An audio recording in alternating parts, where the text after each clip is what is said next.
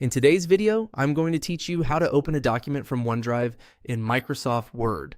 If you store your files in OneDrive, opening them directly in Word is a quick and convenient way to keep working without having to download files manually or search through your computer. This is especially helpful if you use Microsoft 365 and want access to documents across different devices.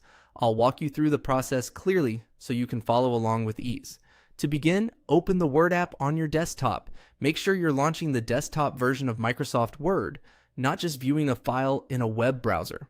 Once Word opens, give it a moment to load fully so all of the navigation options appear properly. Starting from the desktop app is important because it gives you direct access to your connected storage locations, including OneDrive. Next, look over to the left-hand panel in Word and click Open. This section is where Word lets you access files that already exist, rather than creating a new blank document. If you're on the Word home screen, you may also see recent files listed nearby, but for this process, you'll want to use the Open option specifically so you can choose your cloud storage location. This is the easiest path when your file is saved online instead of locally on your computer. After that, select OneDrive from your list of connected locations. In Word, OneDrive usually appears as one of the places where your files can be stored and accessed. If you have more than one connected account, just choose the OneDrive location that contains the document you need.